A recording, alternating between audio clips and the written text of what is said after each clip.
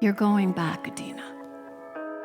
And I remember just begging, pleading, please, Lord, just let me stay with you. Let me stay. I'll do anything. Just let me stay with you.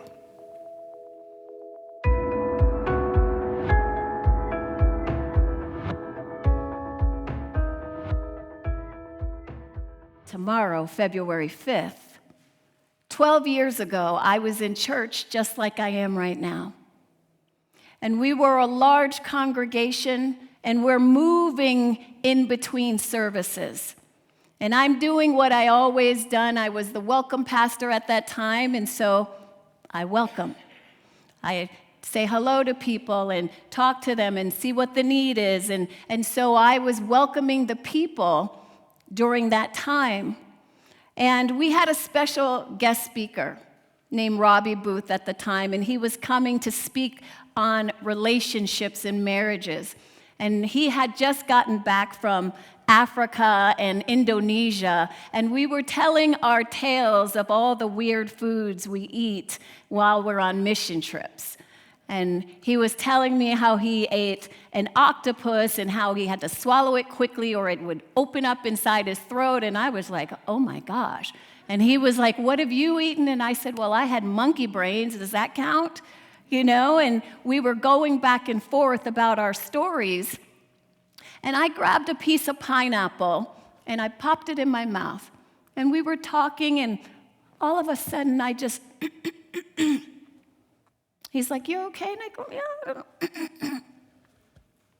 And I started, I felt a little weird. I was like, I don't know what's going on. And my pastor at the time said, are you okay? Why don't you take a Benadryl or something? Are you having an allergic reaction? And I'm like, I'm not allergic to pineapple, so no. And instantly, as I said that, I knew I was in trouble. I couldn't breathe. My esophagus began to swell. And I was fighting. And the only word I could push out was, Jesus. And I just began to cry out to Jesus. And as I cried out to Jesus, I hit the floor. And my heart began to poo-poo. And I could feel it. I could feel my heart getting slower and slower. And I was like, I'm going to die. I'm going to die. This is it. I'm dying. I knew it. This was different than anything I have ever felt in my life. You know, there are times where we stub our toe. You ever stub your toe? Oh, my Lord. You stub it, and you're saying words that you didn't even know were in you. And you know you stubbed it, but there are other times where you stub your toe and you go, no, I know this is broke. Yes. There's a difference. I knew something was broke. Something different was happening here today. And as I remember going to the floor, I remember the man of God. He was he didn't know what to do. He knew he was supposed to preach, but then here I am dying. So he's like, what do I do? What do I do? And I said, man of God, preach the word. Because I know where I'm going. I'm going up yonder. But there may be someone out there that needs to know Jesus. Go and preach the word. And so he tells me after this incident, he said, I couldn't believe you just said go and preach the word. Like I literally, he said, had to think about it. And he went out and he preached the word while I was in the green room. And my phone, I have, you guys will see me, I always have my phone connected to me. And my phone, for some reason, dialed my daughter's grandfather at the time. And he wasn't home, so it went to voicemail. So this whole incident was recorded on audio voicemail. I still have the recording today. And there were witnesses to this incident. There were people that were there at this time. Is there any witnesses in this room right now? Can you stand if you were there? There's a witness. Danny's a witness. There were witnesses there. So this isn't just a hype story. This is real life. So as I'm on the floor in the green room, my heart stops. 911 has been called, and they're finally coming into the sanctuary. Now, of course, they're coming in. Can you imagine 911 EMTs coming through that door to pick someone up? It creates havoc. There's what's going on? Why are they here? Why is the ambulance here? It's 600 English and 600 Spanish, and we're about to cross paths. And here I am, smack dab in the middle of it. The EMTs come into the green room, and they start working on me. And they get my heart started. And they're saying, we're going to need to get her into the ambulance and get her to the hospital. They get my heart started. And as they start my heart, my body is flopping around. My body is shaking. Because flesh never wants to die. It never wants to die. When flesh is involved, it doesn't want to take a back seat to death. Flesh wants to live. I'm shaking like,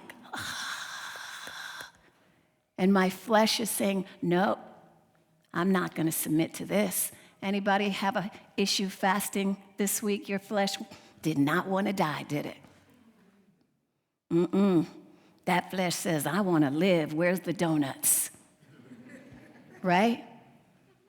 That flesh says, oh no, I'm going to live. And my flesh wanted to live. And it was fighting every step of the way, even until my last breath.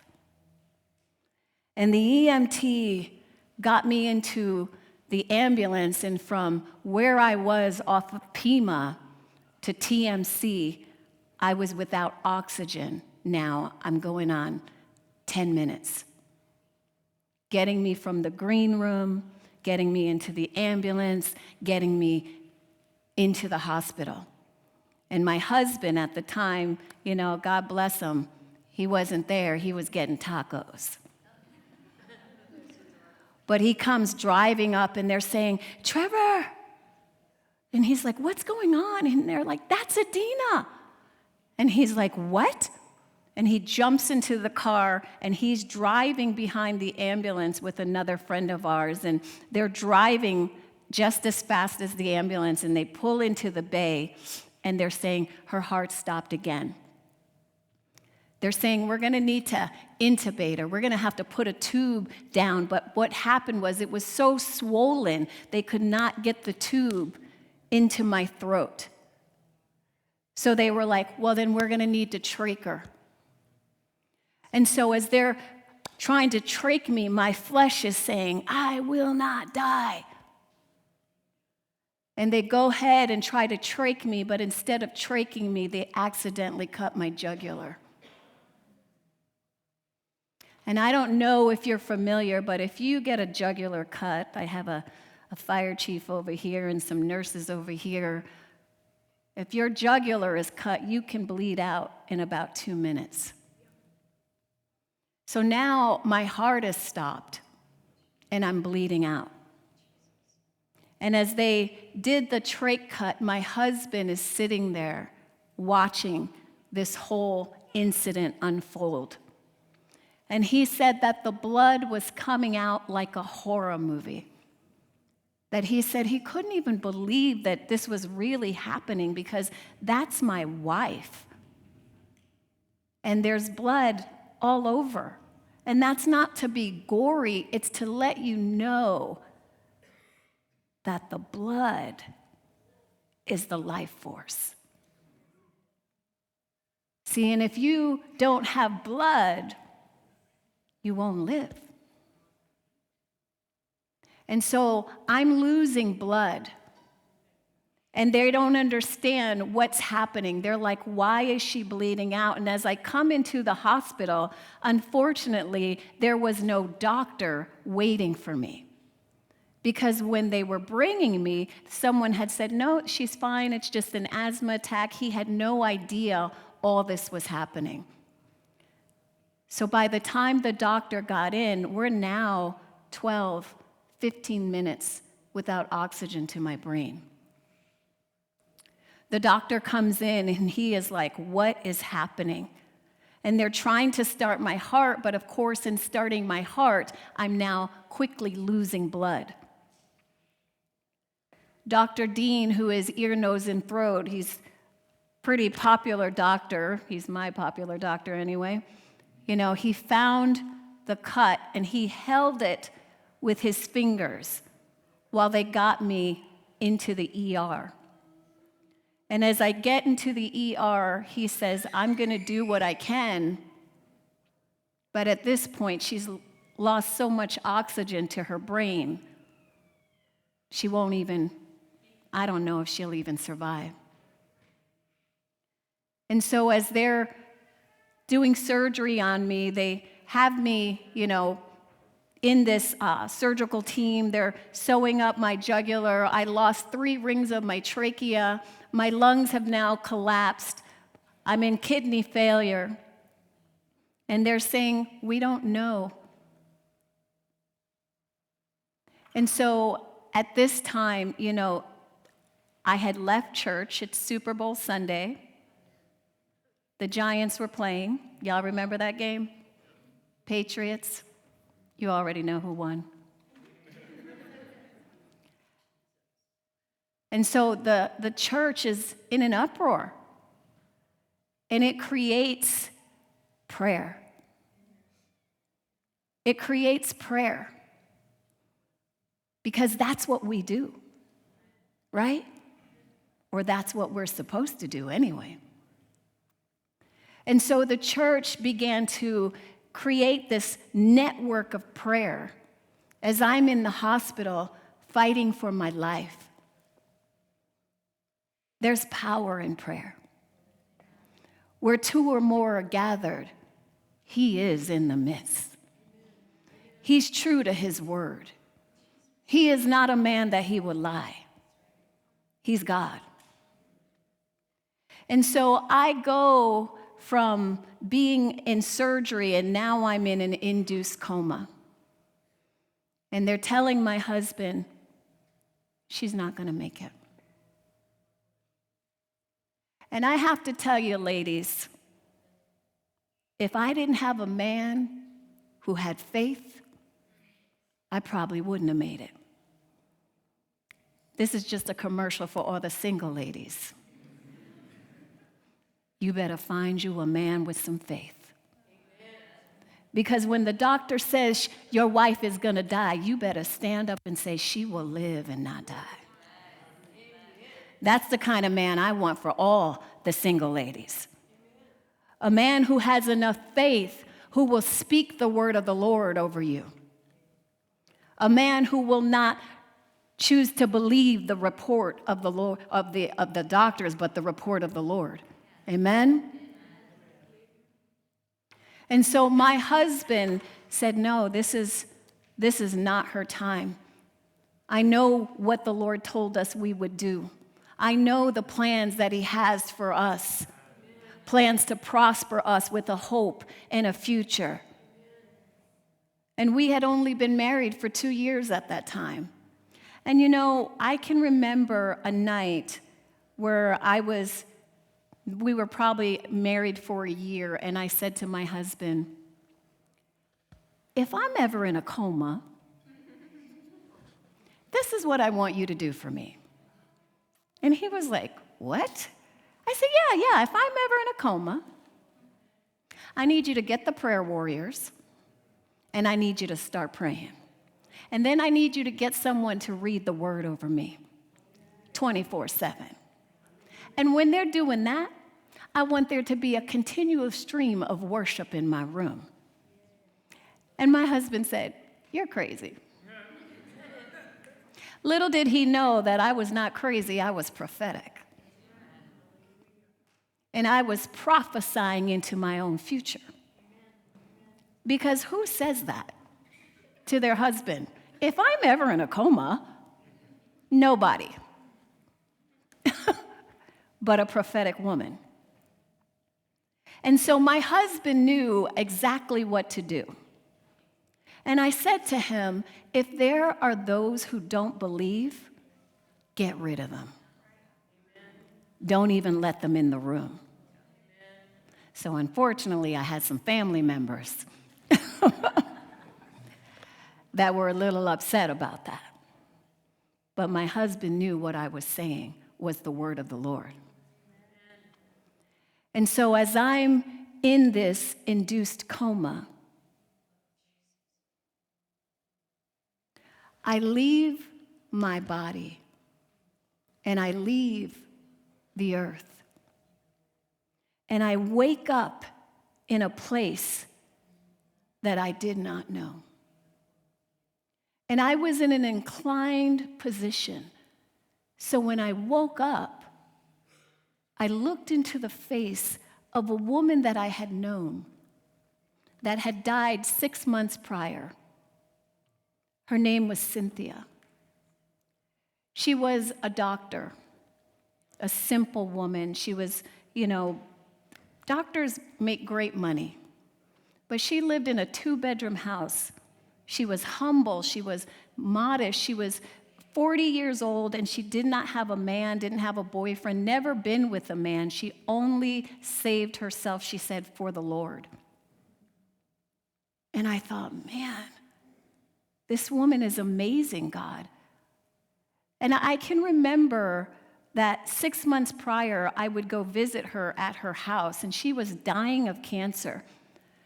And she was in her living room in a hospital bed, and my role, I would come in and I would raise up her arms so she could worship the Lord. So I would have a shift in that. I would come in and I would just hold her arms up so that she could worship. That's all I did, hold her arms up so she could worship. And I remember thinking, God, she is such a beautiful woman. Can't you heal her? Can't you heal her of this cancer? And we prayed for her, and we warred over her, and we read the word over her. And the Lord took her home, and she died. So when I woke up in what I now know to be heaven, she was the one that greeted me. And she looked down in my face, and I looked up at her. Now, she was always beautiful. I don't know if you guys remember her, but she was a beautiful woman.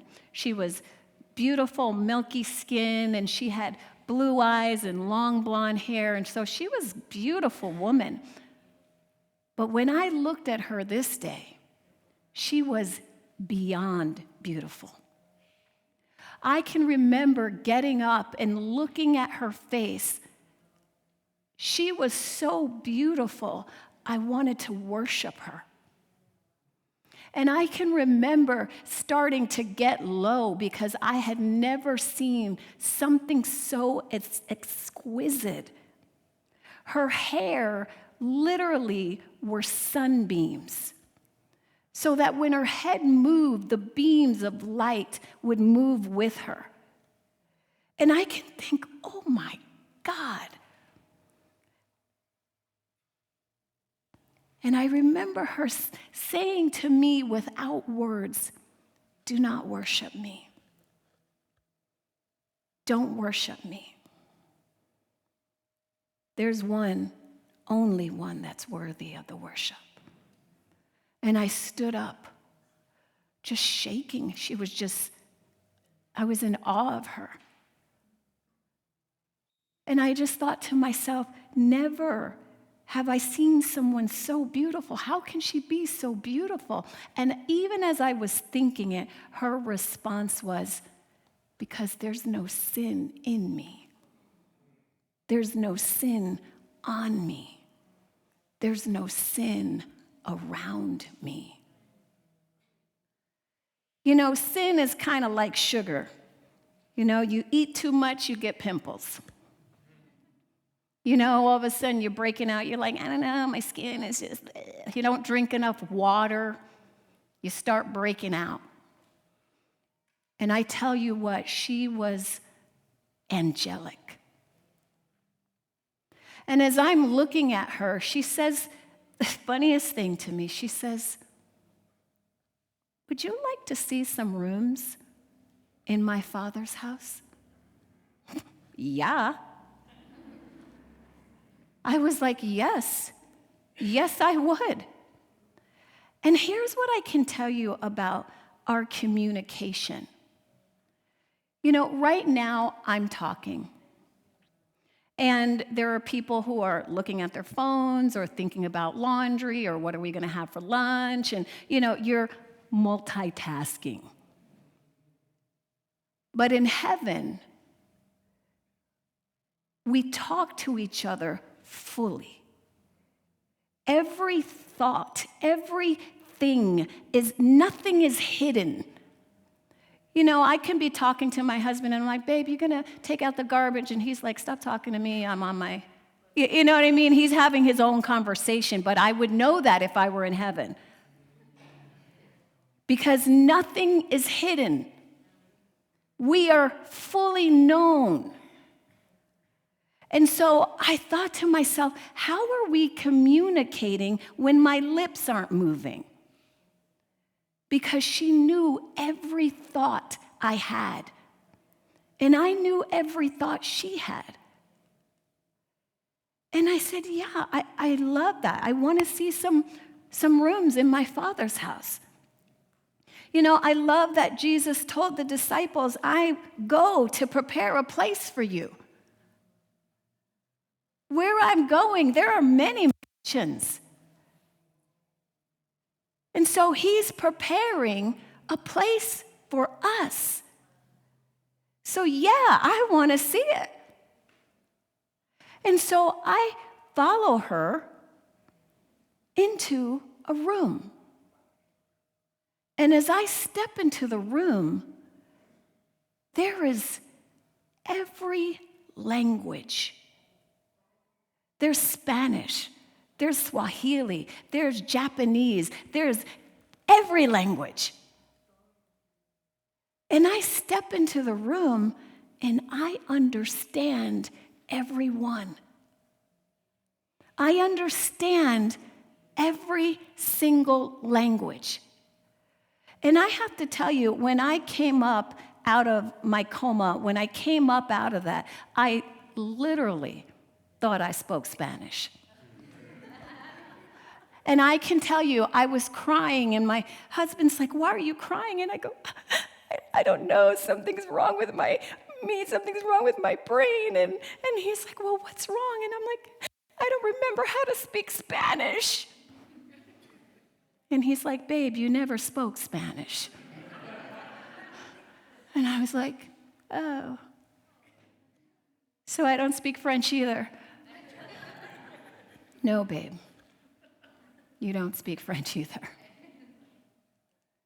And as I walked into that room, I could speak every language because there was every tribe and every tongue.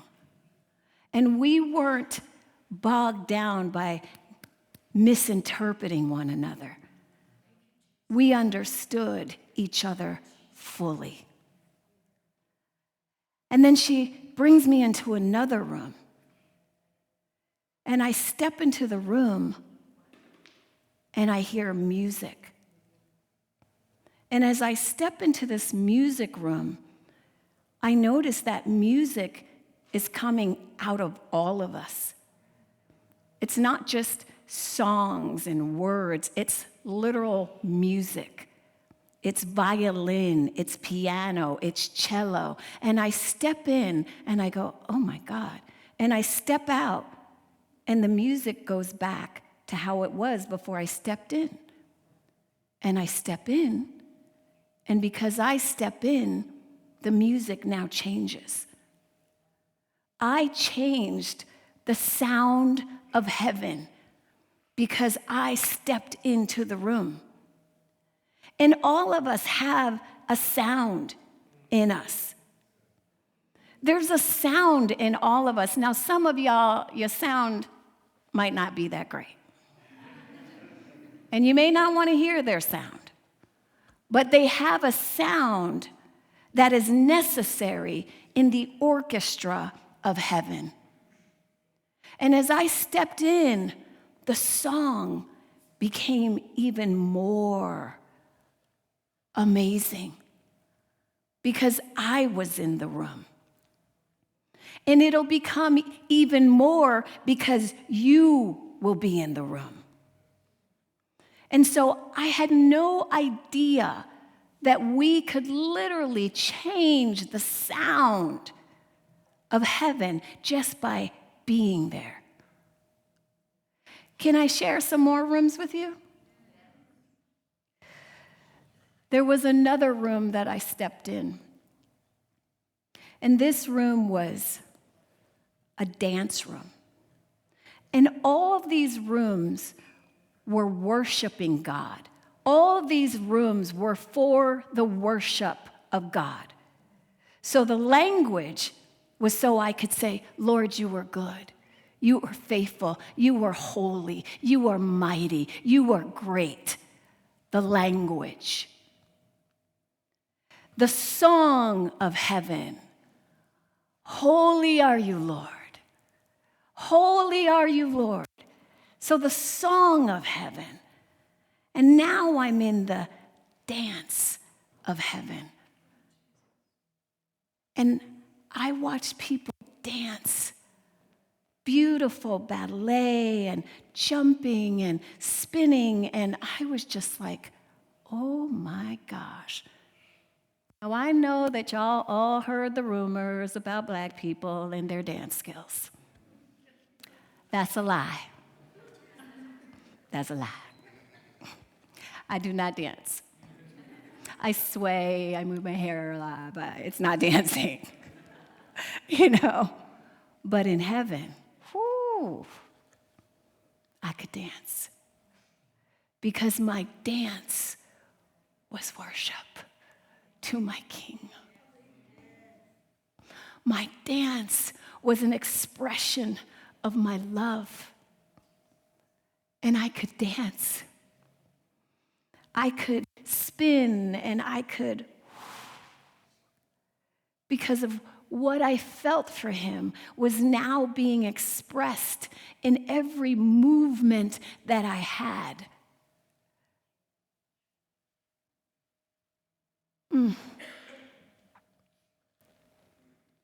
She takes me into another room. Now, there are people that just are so gifted. They can draw. They can sculpt. They can just pick up a pen and they can just make it happen. I don't like those people. Okay, I'm a little jealous. But I love when I can look at someone who can create something, whether it's drawing or food, or they just create. I love those kind of people. And I walked into a room and there were these stones and she said, go get a stone. And I walked over and I picked up a stone and she said, draw what's in your heart. And I was like, okay, stick figures and, smiley faces. But as I took that stone, I began to express what was in my heart for the King. And I was drawing these beautiful landscapes and just brilliant sunsets and all these exquisite things. I was drawing them, and it was just coming out of me, this creativity that I didn't even know was in me.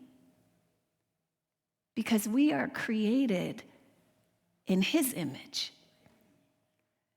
And so while we were in heaven, everything that he had, I had. Not just the image of God, but the creativity of God. I was blown away because it was in me. And I can remember coming out of this place, and I was just in awe.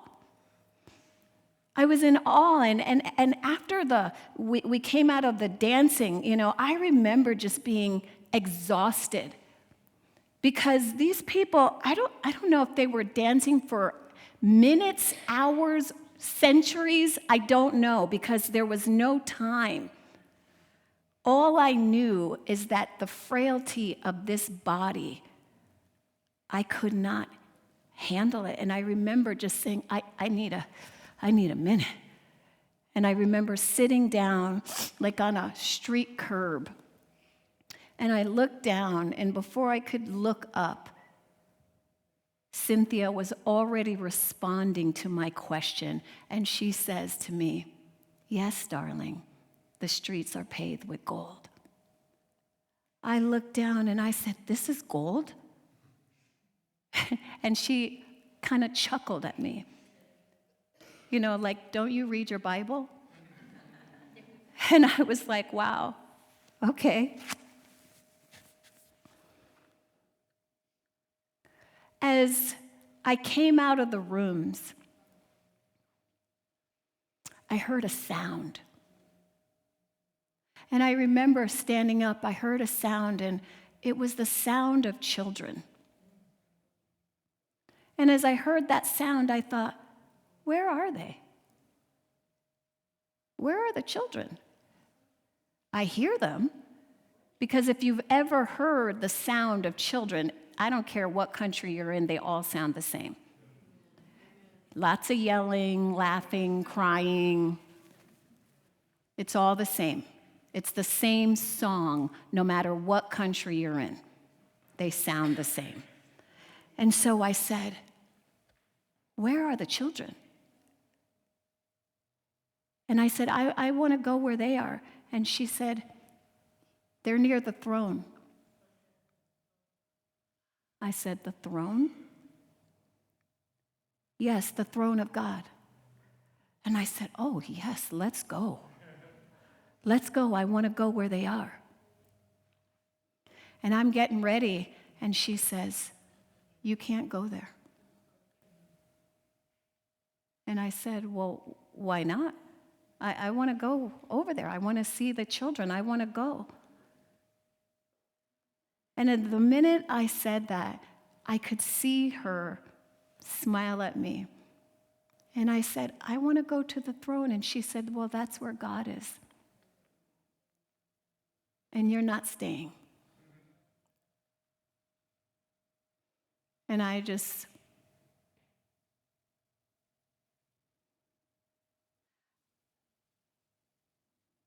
I'm not staying. I'm not going to stay in the place where I have found perfect peace. I'm not staying where there is unspeakable joy. I'm not staying where my body doesn't hurt. I'm not staying. What do you mean? And as I'm about to, get into this deep argument,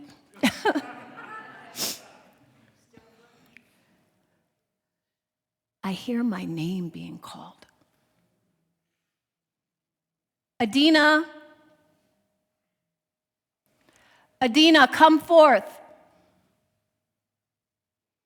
Come forth, Adina.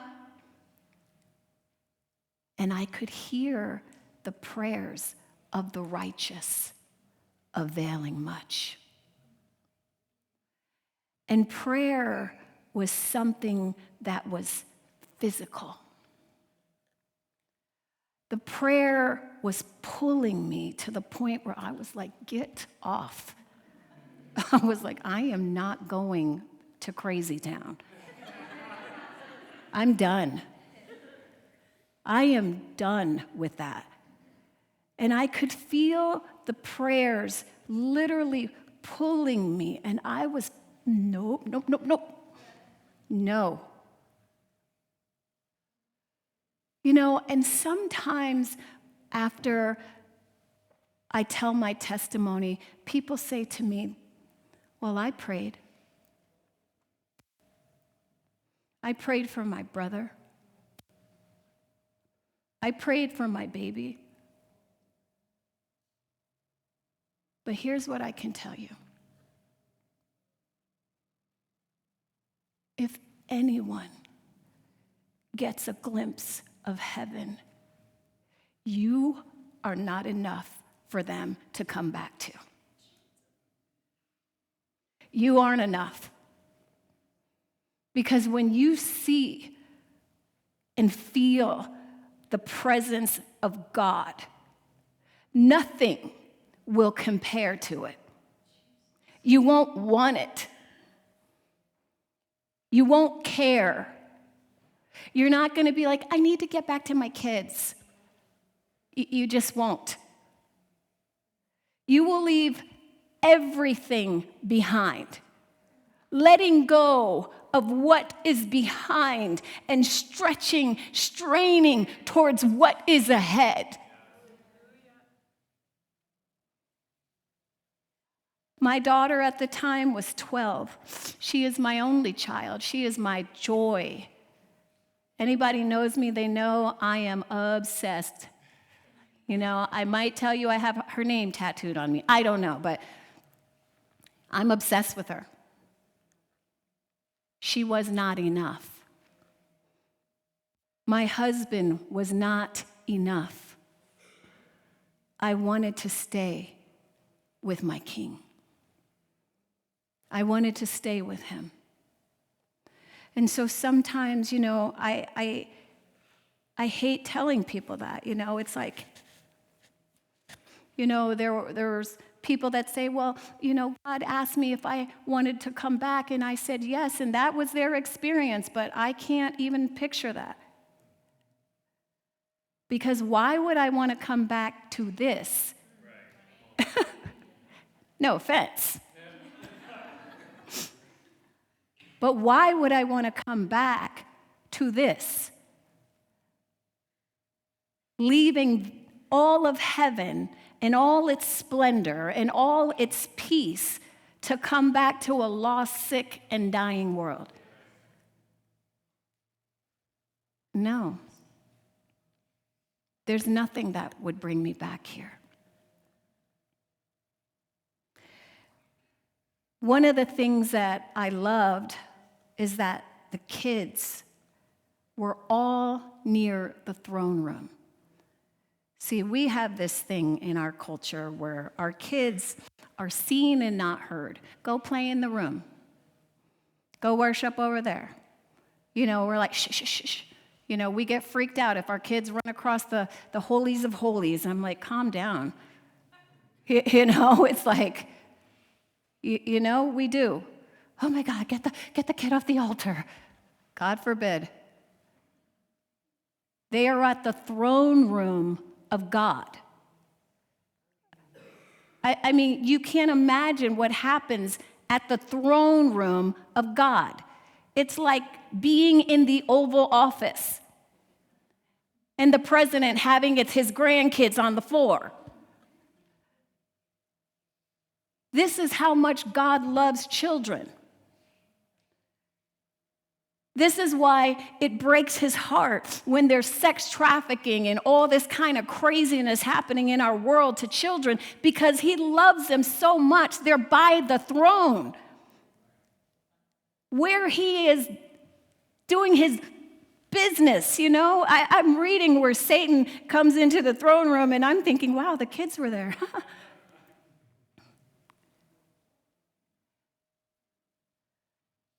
That's why at Kingdom Culture, I always tell you, if you don't like kids, you're not going to like us. because they are the heartbeat of our church.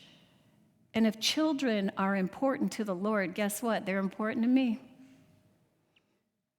And if they can stand at the throne room of God and they happen to run up on this pulpit, you're not going to see me blink because I do not care. They're kids. They're important. So as they're praying for me, Adina, come forth. I am fighting the prayers. I'm fighting them. I don't want their prayers. I don't want you praying for me to come back. I don't want it. So I'm literally fighting against it. And the Spirit of God begins to take me to a higher place. And as I'm going to this higher place, I remember ascending and just looking down, and I'm looking through time and space. And as I'm looking, I'm seeing the church where I was when the incident happened. And as I'm looking at the front doors of the church, I see this come through the door, this thread, just like this, through the doors. And then I see it burst through the windows, this thread. And I'm like, what is that? Is it lava? What is it? Because it's moving like this. And is it gold? Is it, it's liquid, it's fluid, what is it? And the Lord says, that's prayer. Prayer? He said, yeah, that's prayer. And I watched this prayer come out of the church through windows and doors, and it hit Tucson. And it just everywhere, from Tucson to Phoenix, and it just started spreading. And as he took me higher, I could see that same thread going all over the world. And I was like, whoa. I said, that's a lot of prayer, Lord. That's a lot of prayer. I said, what's that all about? And he said, that's prayer for you. I said, for me? I don't even know that many people. I mean, that's a lot of prayer. And he says, but I do. I know a lot of people. And I have to tell you, when I was in the hospital, I have had the pleasure of traveling all over the world. I've gone to India and Cuba and Israel 6 times and, just wrapping around. And that's not to, oh, you're so great. No, that's just to let you know that when you meet people, you don't know who you're really dealing with or talking to. And there was a woman in India. Her name was Mariama Tampi, and I'm sure you guys remember her. And Mariama Tampi, her family was one of the families who helped to bring Christianity to India. And the day that I went into the hospital, she was having a world prayer meeting. Coincidence? So there were women from all over the world. Thousands. I had the opportunity of going to England and preaching for 5,000 people. That's a lot of people and a lot of network and man, the internet is nuts. I remember I used to think, God, when you come back, and this was before the internet, when you come back, how will the world know you? Like, how will all the world know? I remember thinking that. And now we have the internet, and it's like, beep, you're insta-famous in a second. So now I don't think those thoughts anymore. Now I'm like, come on, Lord. And so there was prayer happening all over the world. And so I'm saying this because, when we were in prayer, it moves mountains. Prayer can open doors, shut doors. There's nothing that, prayer can move mountains, raise up valleys. It's insane, the power of prayer. And I honestly think if more people understood the power of prayer, more people would be doing it. And I'm not talking Hail Mary prayers. Lord, help me to find a parking spot. Oh, thank you, Jesus. No, we're not talking that kind of mess. I'm talking about really interceding for your family, really interceding for your friends. And when I went into this induced coma, near-death experience, I had thousands of people praying for me. And when someone says, Adina, can you pray for this person or that person? I go to war just like they went for me. I let everyone I know. I have a prayer need. And so our prayers may not have saved his leg, for those that heard me this morning, but it saved his life. So as they were praying for me, I knew I was coming back here. And honestly, I still get kind of pissed off. It's still kind of hard. Because I was thinking in my mind, you're going to send me back here? What did I do?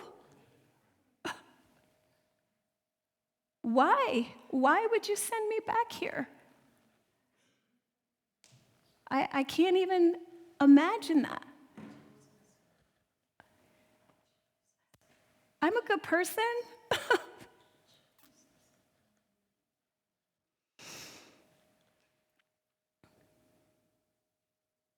He's like, I need you to go back, Adina, because you have babies to raise. And I said, well, I'm not having no more kids, so we can squash this right now.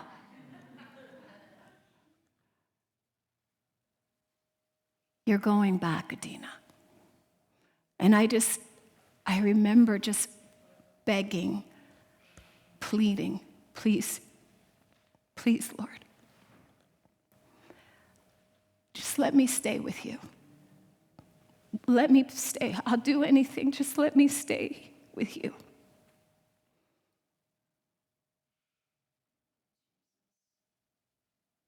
Well, you know what happened, because here I am.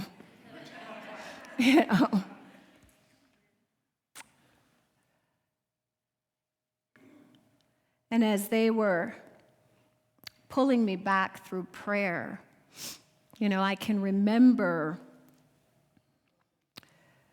being surrounded by all these people. And they all surrounded me, and as they were all surrounding me, they were pushing things into me. And there are things that I've seen and words that I've heard that I don't know how to tell you because I don't know words to express. But one of the things that it felt like was almost like regret, but I know it's not regret because there's no regret. It's just, but they were pressing me and saying, pushing things into me that they wished they had have done here on earth. One of the things they pressed in was worship. When you worship God, worship him with your whole heart. When we come into worship, we're like, we can go to a football game and act a complete fool. Paint our bodies, wear ties with no shirts, we'll do anything for the gram.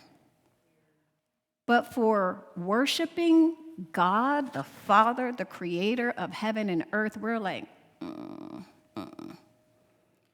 And when I was in heaven, that was the biggest regret, that we didn't worship him on earth.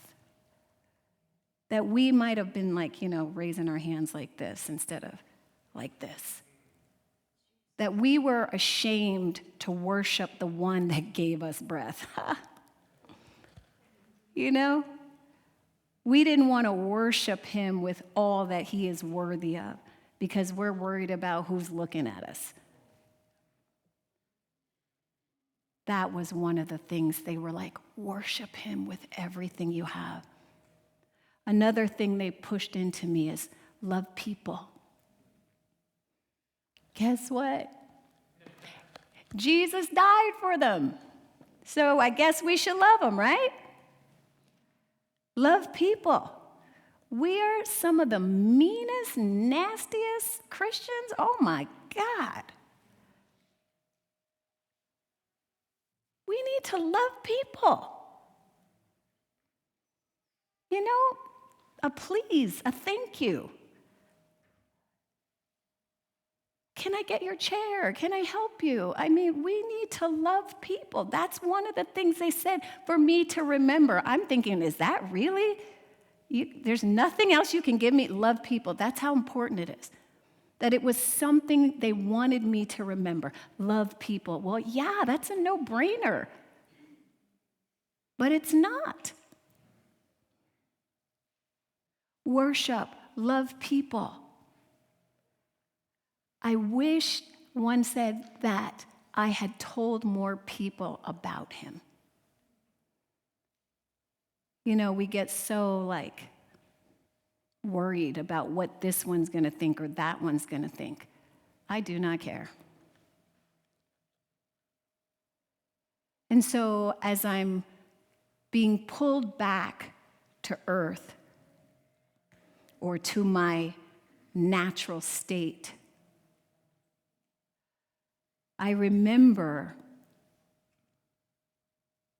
waking up, leaving heaven, and going straight to hell. I opened my eyes, and every person I saw was like a demon to me. I don't care if it was my husband. I remember not wanting to move because I thought, oh God, now I'm in hell. And I remember looking from side to side and not wanting them to know that I'm awake, because if they know I'm awake, they're going to drag me off to hell. So I tried to stay as still as I could, and I saw this pretend demon who looked like my husband, but I knew he wasn't. And I thought, oh God, everyone in here is covered up. I can't see them fully. I can't see their spirit. I don't know what they're thinking. They have on this thing called a flesh suit. So I can't see their spirit man anymore. All I can see is this flesh covering them. And then over the flesh, they have clothing. And then over the clothing, they had surgical masks. And so all these demons were trying to hide because I could no longer see the Spirit of God. And I got so terror. Terror hit my body. And as I laid in that bed, I thought, I'm going to hell. This little boy, he was 8 years old at the time, and he walks into the room, and he lays his hand on me, and he says, Pastor Adina, I need you to wake up. I need you. Pastor Adina, can you hear me? Can you wake up? And I remember hearing his little voice, and I looked over at him. And as I looked at him, I could see the glory of God all around him. And I went instantly into my right mind. I had been without oxygen, they say anywhere from 12 to 15 minutes without oxygen. And I knew as soon as I looked at that little boy, I was healed. I was delivered. I was back on earth. I knew who I was and where I was and why I was. And people say to me, "Oh my gosh, who was that little boy?" And as I went to think about who he was, I couldn't believe it. His name was Emmanuel. Emmanuel means God with us. And as Emmanuel walked into the room, because he was still just a boy, see, there's an age of accountability. You're 12 now. You have to choose God for yourself. You're not a little boy anymore. And when Emmanuel walked into the room, he was 8. Emmanuel, God with us. And so God is saying to us today, I am still Emmanuel, God with you. And there are things that you all need. There's a desperation for some of those things. I don't know what they are. I don't know if it's your marriage or if it's your finances or if it's a family member. But the Lord says, I am still in the miracle working business. I am still calling prodigals home. You might have forgotten, but I didn't. I am still healing the sick. I am still opening blind eyes. I'm still that God.